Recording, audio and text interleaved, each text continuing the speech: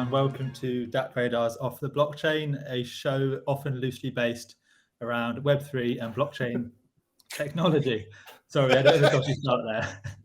I'm your host, Charlie, and I'm still slightly off-grid. As you can see, I'm in new surroundings. So I want to thank my brother this week for lending me his lounge from which to record. We also have Robert Hogendoorn, also recording off-grid. He's in the Netherlands. And we also have Ian, who is actually recording from home. So he's our... he's always off-grid. He is off-grid, but he's our compass point amid the volatility. As always, if you're a regular listener, like and subscribe. You can also catch on Spotify. Right, we have a good show lined up for you today. We've got loads of interesting things to talk about. The first thing we're going to be talking about is the football season restarting. Now, you might be thinking, what does that do with NFTs? But our world of Web3, we'll get you there. We'll get you there. Our world of Web3 is colliding with football. And as you know, football's a money-making business. Often Web3 can be a money-making business. Synergy. We've also got DeFi. Is it making a comeback? And also Rob's going to be making us, well, I say comeback. Is it back on the rise? And Rob's going to be taking us through some games of the week that have been tickling his fancy. First off, Ian, how you doing? How's your week been? All right. How's your day been? Tell us about your day. My day's actually been terrible. My week's been very good, but my day has been awful. I'll give you the short version of the story. My wife basically tricked me into running a mission to the shop this morning to go and buy some milk. And on the way home, the shop is 6 kilometers away. On the way home, my car broke down. So I dumped my car in the road because it ran out of fuel. So I went to get some fuel, put the fuel in. It still didn't work. So my car is now in the middle of the road, about 3 kilometers away from the house. I have no idea what's wrong with it. And I'm just going to leave it there because I can't be bothered to go and get it. So I've had a great day. I had to walk home basically from the shop. So this little mission for milk turned into like a 3-hour journey, which wasn't there. But you ran out of gas. It ran out of fuel on the way back, but that's not the problem because I put fuel in. It sounds like the problem. It sounds like it does sound like the problem, and it felt like the problem. It probably is. One more question. When you went to fill it up, did you fill it up with the right fuel, Ian? Yes, but I don't know what's wrong with it. And ultimately, I've stopped caring now. Like, if you'd had to deal with as many car problems as I have in the last year, you would just want to walk everywhere. So my week has been great, but my day has sucked. So take off your license plates from the car, or they will track it. So I think I'm just going to take the license off and roll it into the trees and leave it there because it'll be better off as a pile of garbage, I think, than it is as a car. So, yeah, it's been a fun day. So moral of the story, if your wife asks you to get milk, forget it. Don't do it. Just order online. Across the road for mine. Online delivery services. Whoop, whoop. There you go. Well, there you go. Get a car. Get Waitrose to deliver Ian. From England, right? All the way to LT. That should be no problem. Yeah, what top have you got on there quickly? This is a Bayern Munich top, which is not my team. I just kind of like the top. Same. I'm AC Milan, but that's not my team. Rob, the odd one out. Striped t-shirt. How are you doing? Yeah, not supporting a club at the moment. Yeah, doing fine, man. Super busy. Next week we have the DappDays coming up. The first time we are doing an event on DappRadar. So keep your eyes open if you're listening and or watching this. Like DappDays, every day of the week, a different Dapp in the spotlight, AMAs, giveaways, all that kind of stuff. Lots of cool content. So opportunity for you to read, to learn, to discover, and possibly win something. So tune in next week on the Monday until Friday. I think, Ian, you and I are both interviewing a couple of Dapps, aren't we, each?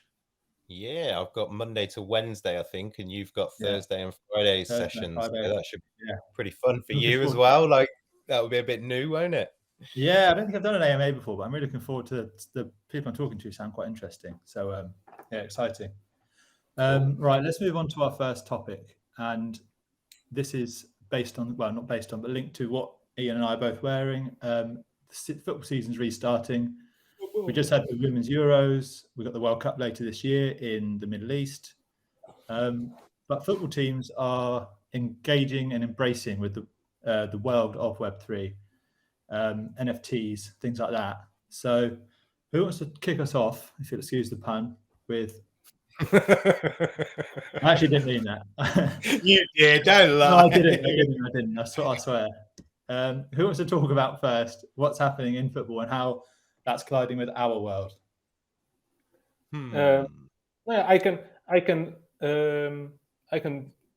kickstart this. So Socios, a fan token Web3 platform, pumped in 100 million into Barca Studios, which is a new digital branch for Barcelona FC. So that basically got us talking and discussing before the recording of this episode about, okay, what are we going to talk about? And it's actually lots of things to talk about when it comes to Web3 and NFTs. Web3 and football clubs.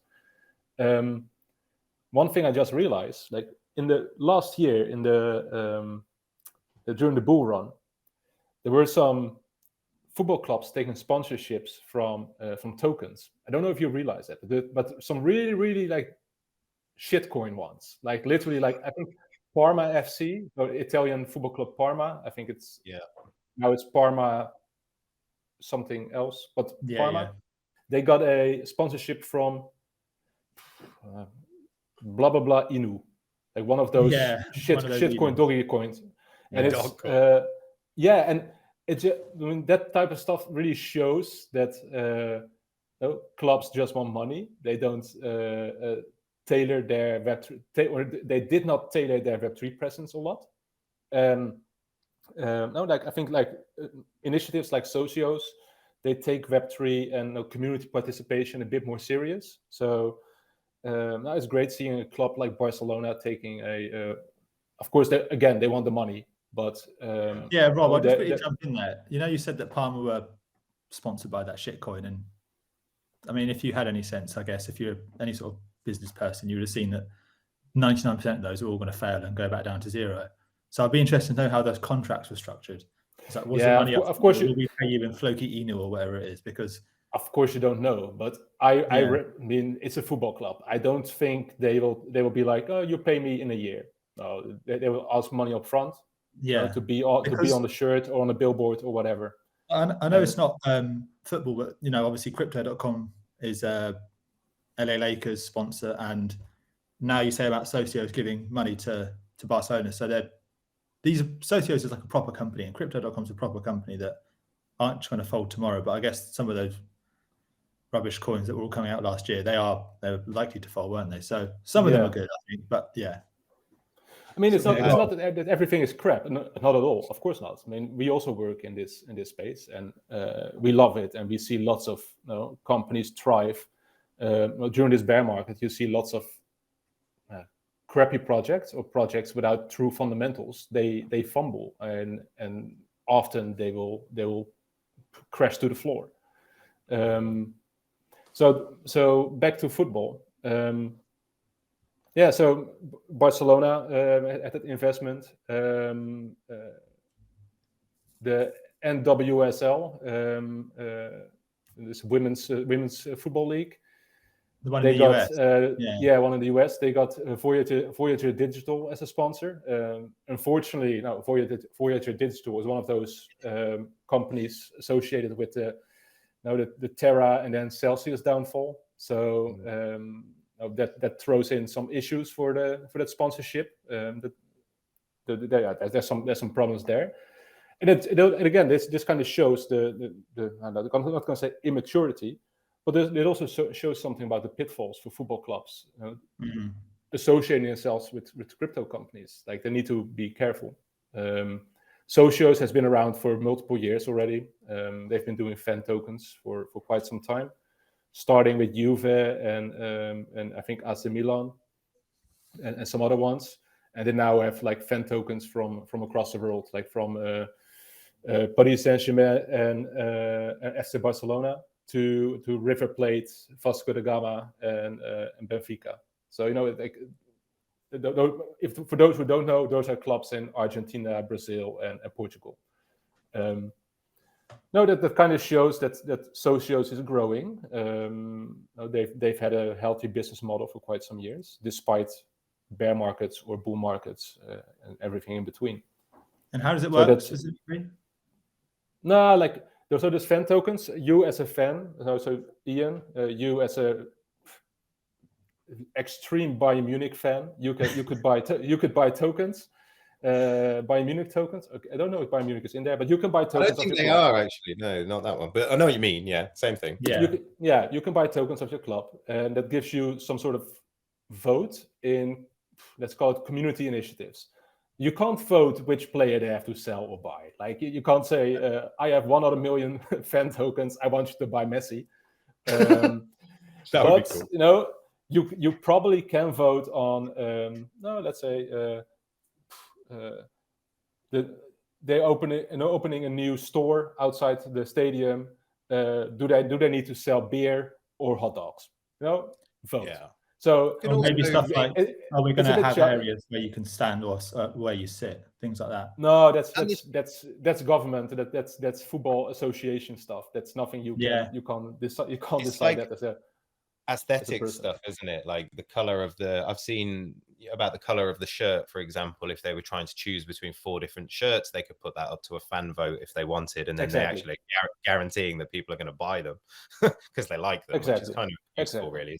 So yeah, I mean, for football clubs, it's marketing. For fans, it's some association, there are community initiatives. They're like token like community initiatives only or fan initiatives only for token holders, that kind of stuff. So it's a fun way to connect with your favorite club. For Barcelona, it's a way out of a financial hole because that club has been spending more money than it's been earning for the last 10 years or so. So that extra 100 million euros is a lot. Yeah, in 100 million euros that opens up. Like I don't know how Barcelona is getting that money paid. I mean, I assume in Barcelona tokens, but maybe straight up cash. I have no idea. So I can't really comment on that. But it's the same. Like for those football clubs, it's sort of the same as for crypto projects. Like you throw some tokens in circulation, they gain a certain value. Because they have a certain, the market circulation has a certain value, the tokens in your bank account, so to say, also have a value, and that's something you can use perhaps in businesses or in partnerships or in other commercial initiatives. So yeah, it creates a new revenue stream for football clubs. The pandemic definitely kind of spurred it on as well, I think, but even before that, the kind of having to close stadiums, having to play behind closed doors, losing a lot of revenue has kind of hit football teams in a huge way over the last, God, I can't even think how many years it is now. It's nearly 3 years, isn't it? So, but even before that, way before that, in 2018, there was teams that were being sponsored by eToro, which is a trading platform, which also trades crypto. I think Newcastle, West Brom, Crystal Palace, Premier League football teams, and they're just like sort of a level down from sort of crypto platforms, aren't they? Really? Yeah, pretty much. Like I guess eToro is huge. Like eToro is massive, and I think eToro really went on an aggressive advertising stretch over that period of time when people were at home, they had free time, and anyway, that's a different topic. But I think it's interesting that the money is now that they're looking at it as a financial mechanism, because you can't really, a lot of the time we say, oh, we can apply blockchain to a certain industry to try to clean it up or make it more efficient. But I wouldn't really think that's the case here. And this is really just about the financial side of it. These teams were battered financially and they basically just need to rake in money, which goes back to that point that you're saying, Rob, about the education gap, I think is probably pretty big. These are business people. Most of the top football teams are ran like businesses, much to the detriment of some fans. Obviously, teams like Man United the owners are constantly being slammed for running it like a business. But I don't think there's much desire there for that business to be more transparent, as it were, using a public ledger, putting players' wages onto a public ledger. Like it would cause all sorts of issues with teams' internal debates about which player gets paid more. Recently, Sadio Mane left Liverpool because of his wage dispute. That would have been public on a blockchain ledger. So I don't think that side of it will really kick off. I think it's really just a money side. And like you see Man United being sponsored by Tezos for their training shirt. I mean, it might just be a matter of time until that sponsorship makes it across to their everyday shirt. And in essence, it's really helping crypto gain more popularity overall, isn't it? Because the exposure that the Premier League has globally is massive. I don't even know how many people tune into, I wouldn't even like to guess, globally to the Premier League games, the top flight games every week. So the big ones, yeah. Right. So you're getting companies like eToro and then different networks being exposed, Tezos being exposed to these people for the first time, and they get to find out and go and understand a little bit more about it. But Yeah, I think it's quite interesting as well. Like the guy from Socios, what's his name? Alex Dreyfus, I think. He's saying basically that he believes all sports will embrace this tech and as a way to move the sport forward, as it were. I guess you could argue that football is a bit old school, really, isn't it, in the way they do I think things? so. Yeah, Ian, based on that, what you just said there, if you look at how well the NBA Top Shots thing has gone, you know, Exactly. DappRadar has made loads of money from that, but also NBA teams selling their image rights. Like Americans are really good at doing that, like monetizing everything. And as football's not really an American, well, soccer or whatever, it's not really an American game in a big way yet. I'd say that the sport hasn't yet caught up with how much money they can make from this sort of stuff. I think it's a really good marketing tool and a good way to engage with your fans, which is essentially just marketing, isn't it? Really, pretty much. But in football, you also have the issue that there's FIFA, there's UEFA, there's FIFPro for licenses. There's Premier League, which there's Champions League. It's super divided. Like there's American sports, they have one organization. Yeah, they one do. Player, right. One organization, one player organization. And as with everything, in Europe, it's built on tradition, and that comes with its charm and with its flaws. I mean, look at our cities. Like many European cities are super flawed for traffic, not optimized for traffic, etc. But they're very nice to visit. Now, football and it sort of has the same problem. Like they're charming, but it's charming, but organization-wise, it's super complex. Yeah, it's all layered, isn't it? It's the reason why some of the games have struggled to win as well, because they can't license every team, because it's not like you go and have one meeting with the board of all the teams in the Premier League. They've each got a different set of circumstances that have got to be adhered to. It's pretty difficult. Let's look at NBA Top Shots, what you said, Charlie. I mean, they make an agreement with NBA and their player association. Done. All the players. I mean, so rare for football. They need to make deals with individual clubs. They can, or in some cases, they can make deals with entire leagues. So the Belgium league or the Dutch league, for example. Bundesliga not the case, because Bayern Munich handles their player pictures separate. So the portrait rights. So Paris Saint-Germain also a challenge. Like so, it changes all the time, and it's. I mean, there are a few dApps that are trying to get into that market and obviously make individual deals with all different clubs and maybe different leagues. So rare, I think they did 265 ETH of transaction volume in the last 24 hours. So they're obviously that's sort of what's that, 500 grand or something? It's big. Like, people play it religiously. It's been around. Ultimate Champions. And I think on DappRadar, if you go and look on there, they did 75,000 transactions in the past month alone. So they're obviously doing it, but as you say, it's harder to.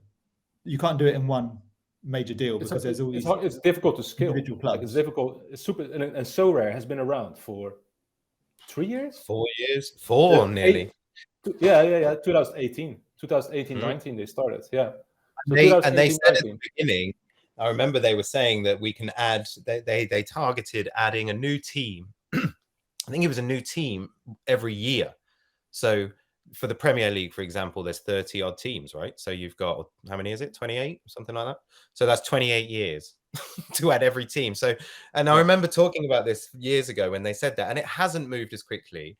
And also you guys are talking about teams and structures. There's also players and like branded players, almost like David Beckham, who you'd have to negotiate terms with him outside of the club. Like Messi probably owns his own image rights, for instance. Like it could get ridiculous. But the idea of an NBA Top Shot for football always seems super logical to me. Like there's so many amazing moments in football. Like we talk about that Van Persie header, don't we? We've mentioned that a couple of times in the past few weeks.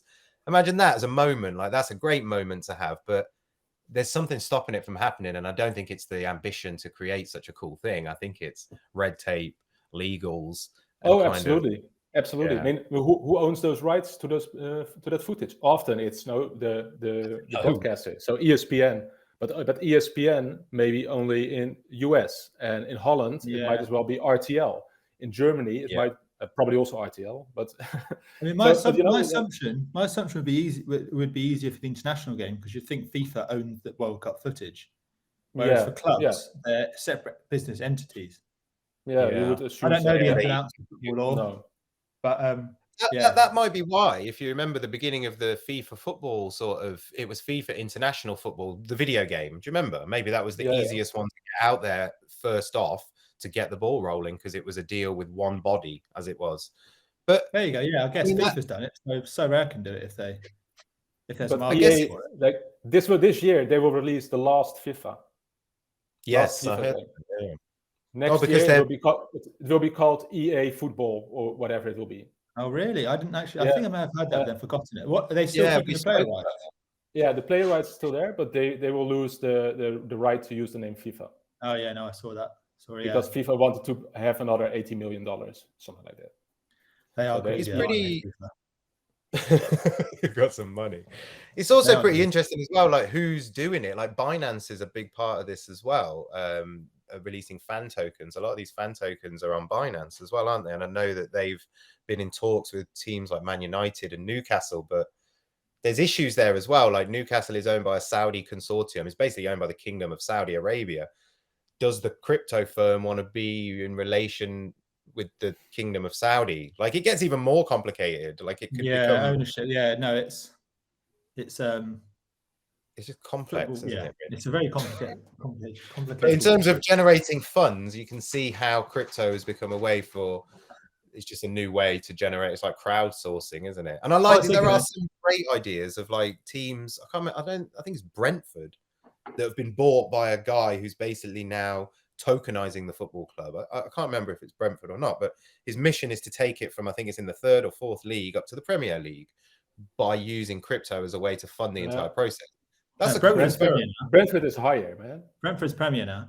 I don't think it's Brentford. It's a different team that I'm thinking of, but they want to take it from this lower league to the Premier League. That's the mission through tokenization and involvement. Ryan Reynolds bought Wrexham. That's the only thing. Yeah, that's right. Yeah. I wonder if you bought it with Bitcoin.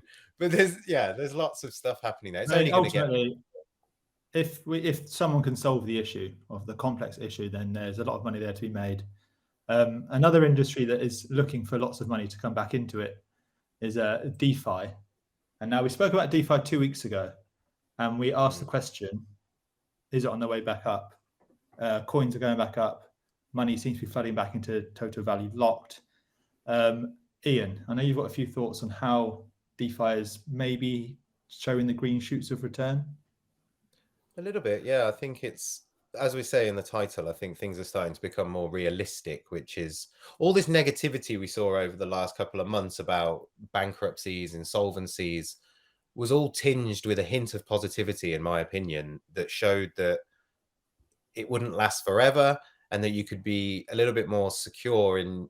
It's quite hard to explain. It's like, I didn't get scared by that. I actually thought it was a good thing because it's cleaning up the space and making it so that one of the major things we're going to see is a reduction in the juicy yields that are available for people through DeFi. Basically, that was a huge reason that people were unsustainable head over heels.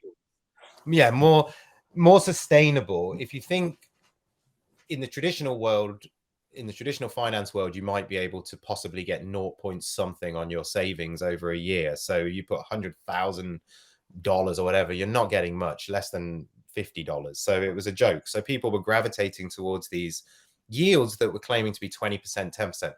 The problem was that when the bull runs in full swing and that these exchanges are pulling levers, which mean they can give 20%, it's okay when everything keeps going up. But when everything keeps going down, it doesn't work anymore. And that's what happened to a lot of these companies. They basically just got stuck in the middle and didn't react fast enough and ended up going insolvent.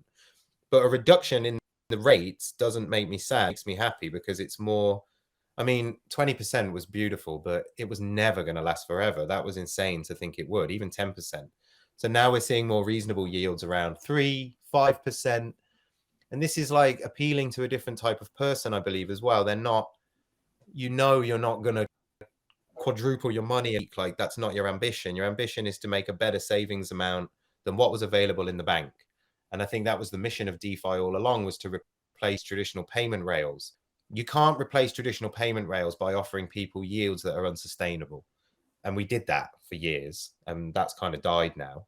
And I'm personally really excited to see where we're going with this. Like, yeah, using crypto, using payment rails of crypto, and also using stable coins to settle payments globally faster. Like, payment is broken worldwide, like Visa, Stripe, it's broken. It doesn't work. It's really slow. It's really expensive. Like, we need to change it. But all this yield farming stuff was a really great distraction, in my opinion. And now we're getting down to the nitty gritty. It's getting better. But yeah, that's kind of how I feel about it. I think it's a good thing. And yeah, we're going to see more serious application, I think, and people more willing to jump in because it's not so scary. Ridiculous. Yeah, ridiculous. Yeah. Ridiculous. But ultimately, like DeFi, like what you're referring to, seems more like platforms that you say offer steady 5%, whatever. But if you provide liquidity and stake your liquidity tokens, now initially you will get 20, 30, 40, 50%, and it goes down as more people join. Yes. If you look at, for example, let's say Radar. We have, if you have Radar tokens, right now 1.5 cents, you can stake them on DappRadar.com.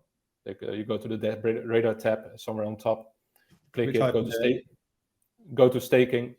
You stake your Radar tokens, and right now I think the APY is like 180%. It's still high, right? Yeah, it's super high, but because not many people have joined yet. Like the moment that many people, like right now, people step away from crypto or like carefully look at it. But the moment that people step into crypto again, like those APY rates will of course go down. And they should, yeah, like, they should. And the thing with crypto is that especially with DeFi, of course, that APY is flexible. Like it's only stable when you do it in Celsius, if it's still solvent, or BlockFi or Crypto.com. That's not real DeFi. Like real DeFi is the moment you and I put money in a DeFi protocol, and we are able to participate in liquidity providing, and other people can then. So it's interesting. It's different. It is a bit different than what you were saying. You were more referring to the, let's call it the banks of crypto. Like the more mainstream appeal of it, because let's be real as well, like as much as I'm with you that you can generate a 200% yield through a token, you've also got heavy amounts of nuance to consider there that you don't have to consider with the 5% yields. So I can get 200% yield, but I got to pay $30 to put it in. I got to pay $50 to convert it. I got to pay $100 to detract it. I got to pay another 20 to allow them to use my tokens. By the time the maths is all said and done, I probably won't make any money. And I think people will get wise to this. And I can't see my mum using Uniswap to make money in the future, if I'm perfectly honest. That's too complex for most people, But it is possible. So like, I just want to point out that DeFi in itself like still has high yields, and with high yields comes higher risk. But it's still, and it will always be there. Like there will always be new projects launching that offer ridiculous rewards.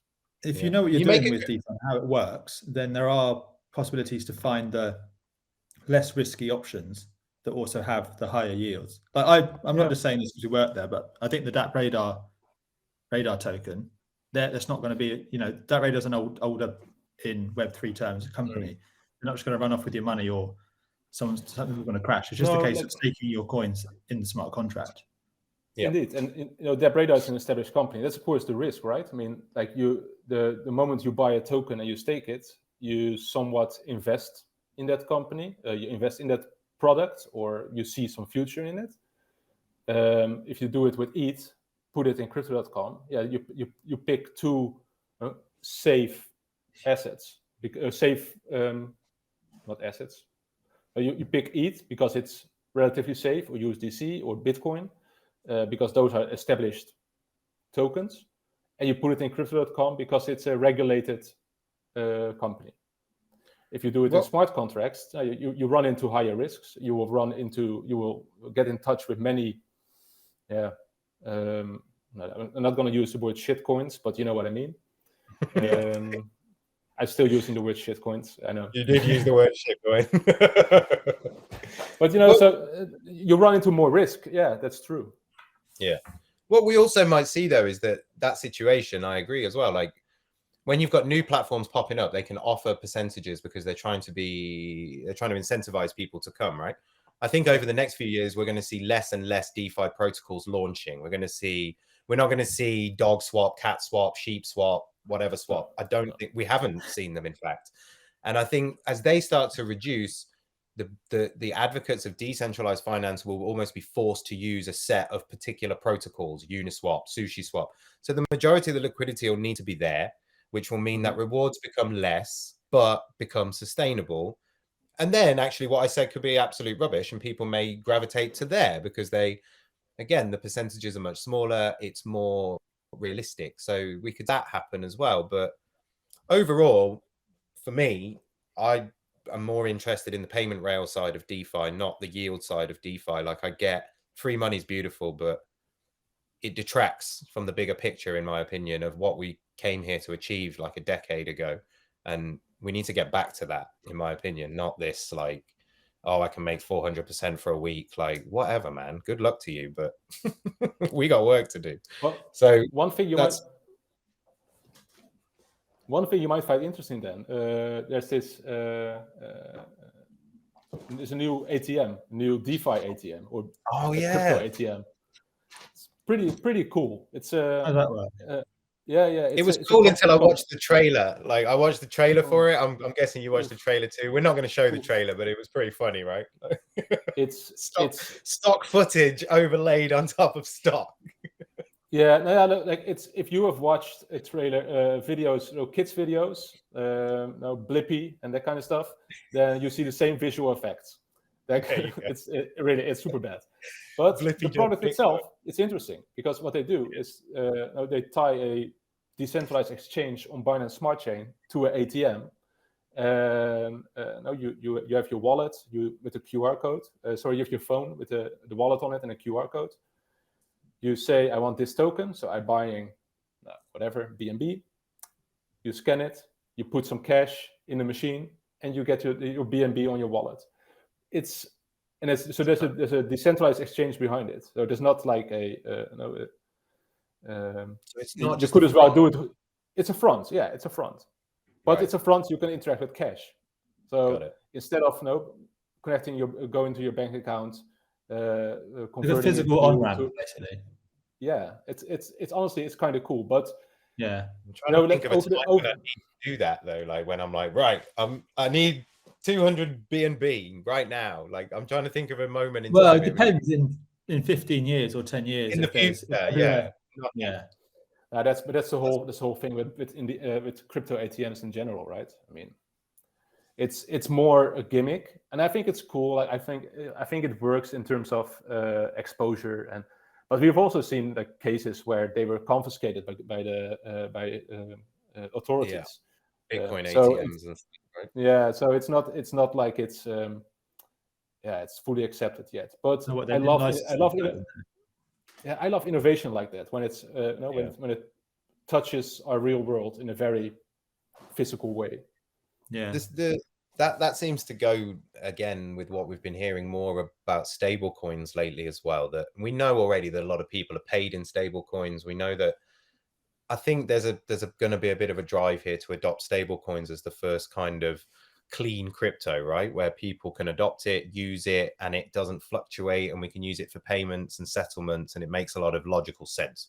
So I'm really looking forward to seeing more of that. And there was also there's been more USDT, I think it was put in circulation. Ian, I was just about to go into that. I was going to say, before we touch on Rob's games this week, I was going to say that $350 million has flowed back into USDT in the last 4 days. I think that only accounts for about 0.7% of the overall amount of USDT that's out there, which I think is $66.3 billion, which is down from a May peak of $83 billion.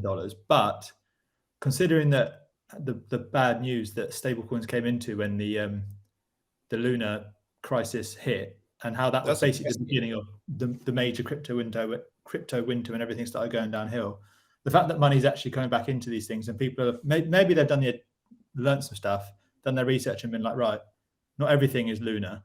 You know, USDC, for instance, is backed by real things, as opposed to UST, which is backed by something that wasn't even really there, maybe.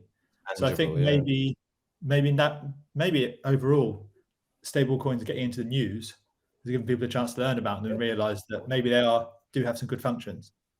That's a really good point, man. And somebody, just to finish, like somebody said something to me the other day about crypto being, they called it a one-way journey, which it made me think a little bit. I mean, and it leads me to ask you guys the question: do you think that crypto is a one-way journey, that once you've dived into that rabbit hole, you ain't looking for a ladder to get back out? You're quite happy in that hole? Or do you think that, because the way they were explaining it is that all that, like this with this UST case, right? If they wanted to exit crypto entirely, they would have cashed out, but they didn't. They put it into a stable coin, so they stayed and they hung around. That shows something for me. It shows they weren't ever trying to run away. They were happy to stay. They were just a bit uncertain.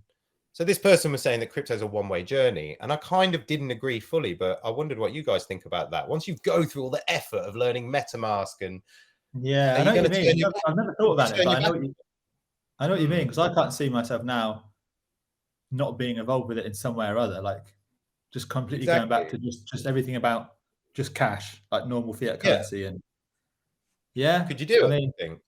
Do you think you would be? Would you be more?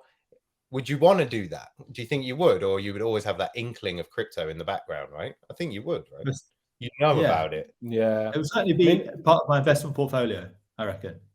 What about you? But there's also there's something about crypto that it almost feels like you know more. Like no, you're than the normal financial system. Yes, and I'm not going to say I know everything about the normal financial system, because I simply don't. I mean, even taxes are please. So, but the thing is, like, crypto has this. It makes you. It's this blue pill, red pill thing. This matrix thing. You know, you go into it, and will you ever get out? I think it's hard. It's the same. It's the same. Like if you love football, like will you ever stop loving football? Probably not. Maybe you go through like periods of you never stop being a fan of a team. But I'm not going to say crypto is football. That's ridiculous. But there's this. No, there's this addictiveness to it. The same as you're a gamer, and right now I still consider myself a gamer, even though I hardly play video games. And there's something that stays part of you. Yeah, it's something that stays part of you. So you can't unlearn. No, I don't think you will ever become a crypto hater. No, also Ian, skeptic at best.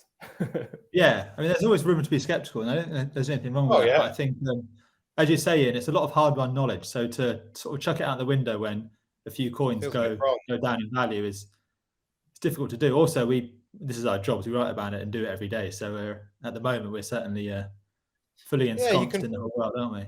We're biased. You can fall out of love, right? I just found it a very interesting conversation that we had about that topic, and like I just wondered what you guys thought of the one-way journey idea. Like I think that's good for us, basically, is what we're saying, that if you've spent that energy and time, you're not going to turn on it. So that's good. We just need to keep educating, keep pushing forward. It really does depend though, if you bought $100 worth of Bitcoin 6 months ago, or if you're like, or if you sunk your life savings into a cold wallet or whatever. Right, as promised, as I mentioned earlier, we'll move on to Rob, your game update. Tell us what's been going to be dropping, what's been happening this week. What are you playing this week? Of blockchain gaming. It's not necessarily about what I'm playing, but there's some super interesting updates. If you're interested in earning, let's first talk about Gods Unchained. So this trading card game, it's one of the, I can say, longest. The blockchain games has been around the longest. It's often near the top of our rankings as well. So it's obviously consistently popular. Yeah, it's consistently popular, and They have their own token, Gods, it's called. And they've done a retrospective airdrop. So if you've been playing the game, you might have some Gods tokens in your wallet. But even more interesting, there's, let me get the name in front of me. What do they call it? Offering of the Gods. Claim now. So if you go to godsunchained.com/token/claim and you sign into your account, now you will be able to find your rewards. Those are the rewards right now. But in the coming weeks and months, there will be continuous airdrops to players that are interacting with the ecosystem, that are trading NFTs, that are playing games, winning matches, and all that kind of stuff. So, and the good thing about Gods Unchained is that you can play it without buying NFT cards. You can buy extra cards, of course, but there's a basic package to get started. So, now if you're interested in Gods tokens, give Gods Unchained a try. Nice. How much does that cost to get? How much does that basic package cost to get involved with? Oh, dude, I don't know. Like I think Would it be a affordable? couple of dollars. Yeah, nothing crazy. Yeah, nothing crazy. But compare it to buying a pack of Pokemon cards. Like it's literally that. Like no, you buy a pack, there are a couple of cards inside, and it will cost you. Yeah, go to DappRadar, check out the single Dapp page for Gods Unchained, and you'll get another thing. The good thing about DappRadar is that it gives you secure links. Yeah. So you're not getting rug pulled or someone dodgy taking your money. So yeah. Who will be taking your money are the people from My Neighbor Alice, because they have a land sale. Right now, from August 1st until August 15th, they have 5 waves of land sales, and they auction those lands. So you need to get some Alice tokens, and then compete in the auctions to buy the land parcels. It's a bit of a departure from what they did before. Before they had a system where you needed to stake, and staking would earn you raffle tickets, and those raffle tickets would allow you to buy land. Right now, that's not the case. So right now, it's literally bidding. So bidding, and it's only Alice tokens. Alice tokens, yes. Alice tokens on BNB chain. Mm-hmm. You can find them on PancakeSwap. Buy them and participate in the auctions. Keep an eye on the My Neighbor Alice social media on Twitter, where they announce the exact date for the next land sale wave. And just a question from me: How does My Neighbor Alice work as a game? My Neighbor Alice is comparable. It's like a social adventure game where you like your neighbor will tell you, "Oh, I lost my sheep. Can you help me find my sheep?" And then you go searching for the sheep. And at the same time, you need to build your own house, you need to decorate it, and make friends. If you ever played Animal Crossing, this is kind of the same, but enhanced with NFTs and a crypto token. Oh, I love it. You just like hype. I love it when you talk about games. Like I actually get really excited. Like I'm like, ooh, and it looks super cute. Really, it's actually like a well-designed game. So go buy your land in My Neighbor Alice. Yeah, go buy your land in get some land. Next up, Aavegotchi. So our pixelated ghost friends, they have the new rarity farming season live. What is rarity farming? Rarity farming means you need to dress up your pixel ghost with the best, most awesome, and rarest clothing. So that means it needs to look like a Viking with laser eyes and a banana gun. And a banana gun, exactly. All the kind of crazy stuff. And at the end of the 2-week period, the Aavegotchis with the highest rarity score, they will win a share of the prize pool. And the prize pool is 1.5 million ghost tokens. So they're giving away more than almost $2 million of tokens. So it's actually quite interesting. But don't underestimate it. Like getting into Aavegotchi is quite an expensive thing to do. Like it's not you're not done for $5. Let's put it like that. You can rent though. You can rent. Yeah, but if you rent, you don't own. Like for rarity farming, you need to own a Aavegotchi. So you can't even rent one out and then do the farming for them. No, but the farming, it's not really farming. It's just dressing up your Pixel Ghost, boosting its score. That's it. Like, okay. So if you would rent a Pixel Ghost and then and dress it boost up. its score, you're doing somebody else's job. You're only mugging yourself off, really. Don't do that, everyone. God damn it. There goes my afternoon. And the last one I'm going to talk about is Infinte Fleet. It's a game we don't track on DappRadar because it ties into a Bitcoin chain, a side chain. So they have NFTs that use the entire ecosystem uses Lightning Network for transactions, some other Bitcoin layer 2 network for NFTs. So it's not something we track, but what is cool is that they have their beta live. So if you have let me check what the name was, a Centurion class spaceship, then you're able to participate in the beta, and you can go into space, mine resources, gang up, and and kill other people, all that kind of stuff. I'm sold. Yeah, I mean, of course, but ganging up and killing people. Ganging up and killing people. Where do you buy those, Rob? You said you can get those. From infitefleet.com.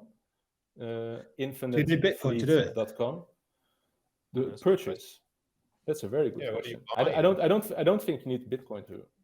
Is it a Bitcoin sidechain? Which one?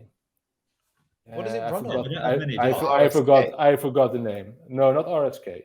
RSK is actually one we track. No, it's I'm going to find it now. Now I'm a little bit obscure, that one. That's quite interesting. It is a bit obscure, but if you guys keep talking, give me a moment. I will find it. I will enlighten you. So, Charlie, which one of these games are you going to run home to play? I was going to see. I really want to get involved in Aavegotchi, but it's just too late now. I think that ship sailed. I write about Aavegotchi a lot, you see, so I know about it. I know how it works. I just don't want to shell out for one of the. You've been shilling again. Gods Unchained is cool. I quite like that when I first I went there years ago and flipped. You know what? I think I've got a Gods Unchained account. And well, when Rob was talking, I was thinking, I wonder if I've got an account and I could go. I started playing it, and it's just like there's so many people who are really good, and they've spent hours and days and years building up their strength, and you can just fighting against people who you never. It's like when I first played Axie, and I played it, and there's all these people who are like whiz kids from the Philippines who are they've got these really strong Axie who just kill you in one hit, and they know all the tactics and stuff, and it's just like, what's the point? It's also quite demoralizing, getting beat down by what you imagine as to be like a 10-year-old child wielding the most powerful Axies and crushing your dreams every minute of the day. And also, I think I got into Axie when it was already on the way down. So the $100 I put in is now probably worth about $6. There was different times. I mean, we talk about blockchain games so much recently, but for years before anybody really spoke about them, they were all there, and they were active, and you could play them. I mean, arguably that was the moment where you kind of needed to ape into a lot of these top games like Axie and other things a few years back. Early 2021 was probably the time, really. But do you know what? There are loads of cool games that are still coming online now. I think that Gala are doing loads of cool things. There's lots. Okay, guys. Star Atlas. I have the Infinte Fleet alpha news. No, it's not news. Go on, give it to us. So the layer 2 network is called Liquid, and it hosts both the ENF token and the NFTs. So it's on the Liquid network, and it's a layer 2 Bitcoin chain. I've never heard of Liquid. I've never heard of that. No, but it's you can see the play though. It's like a Bitcoin play, right? Like they're trying to hopefully kind of appeal to that Bitcoin maximalist audience, perhaps. I don't know. Seems it like that. Yeah, but with RSK that we track, with A-Star that we track, those are both Bitcoin layer 2s, and I think it's slowly coming. But Bitcoin was originally not made for it, and it's so slow in terms of creating those big updates. arguably it's not really necessary, is it? Like it's like reinvent. It's already kind of been done. That's what Ethereum was. Yes. You know. Yeah, but I mean, if you're invested in Bitcoin and then you want your chain, to succeed. Like if Liquid requires, I don't know, 100,000 Bitcoin to operate with all its economy, then that adds utility. So yeah, I don't mind that they do it. To be honest, I think that Bitcoin will go to a point where there's actual like activity on layer 2. Yeah, like that'd be cool to see. Yeah, I mean, I would still love the idea of Lightning Network like being like more commonly accepted for payments. Such a simple, easy feat. What the future will hold for Bitcoin, whether it will be the digital gold or whether it will be an operational layer, it'd be quite interesting to see moving forward. Yeah, I reckon more the digital gold sort of side, but I've always thought that. Let's leave it there today on that slightly uncertain note. Remember, everyone, Monday, the 8th of August, DappDays starts for DappRadar. It's a week of festivities and fun where you can win stuff. Hear AMAs from really interesting people at really good dApps and maybe win some prizes as well. And I'll leave on one final note just saying that for all you Solana fans out there, I hope today has not been too bad a day. This is not a drill. This is not a drill. Go and sort your life out. Everyone, see you later from me. Cheers, guys. See you next week. Cheers. Nice one, guys. See you later. Yeah.